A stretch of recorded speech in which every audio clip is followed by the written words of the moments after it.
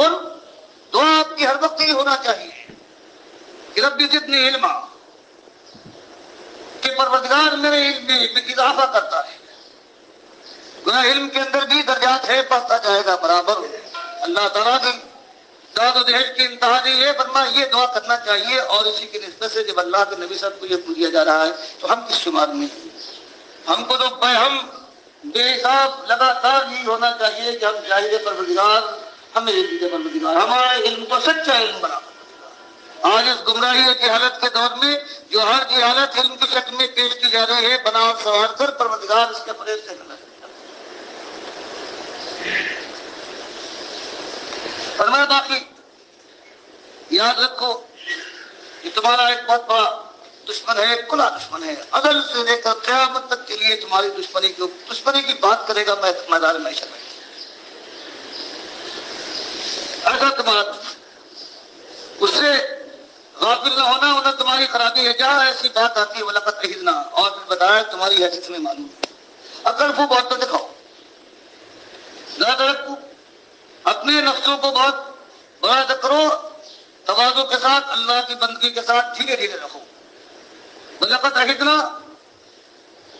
البتہ ہم نے وعدہ لیا تھا، ثبوت کیا تھا ایک کام، دونوں معنی الہ آدم من قبل، ایک ذمہ داری، ایک حکم دیا تھا، ایک وعدہ اور عہد لیا تھا اس سے پہلے، فنسیا.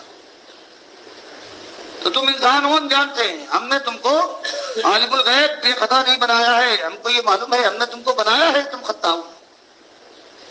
کل بنی آدم خطا ہوں، خیر الخطائین التواب. یہ آدم کے اندر وہی مالک فرما رہا ہے، یہ ایک چیز ہم نے رکھی ہے کہ تمہارا جو باپ تھے ہم نے ان کو ایک حکم دیا، ایک ان سے وعدہ لیا، اور اس سے پہلے بنسیا، وہ وعدے کو بھول گئے. جانتے بوجھتے اللہ کے سرکش نہیں تھے.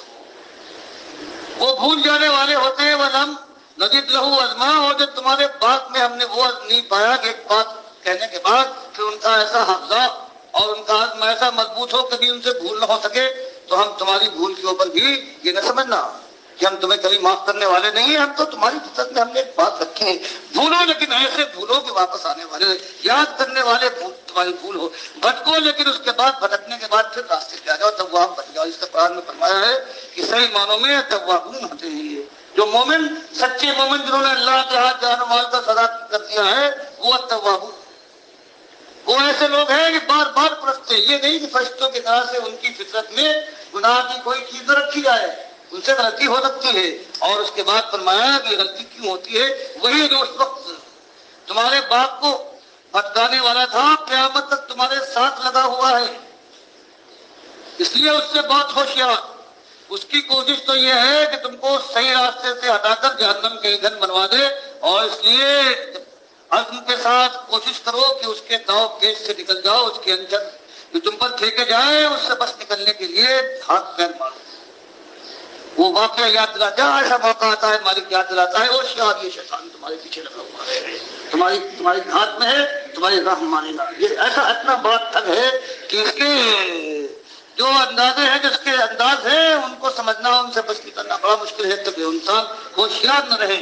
فرمایا وہ بات یاد کرو اپنے دشمن کا وہ قصہ اور حکایت یاد کرو. وَإِذْ قُلْنَا لِلْمَلَائِكَةِ اسْجُدُوا لِآدَمَ، ایک وقت ایسا آیا ہے کہ ہم نے حکم دیا فرشتوں کو کہ سجدہ کرو لآدم، آدم کے سامنے جھک جاؤ. فسجدوا، سارے جھک گئے الا ابلیس، ابلیس نے جھکنے سے انکار کیا. ابا، اس نے انکار کر دیا.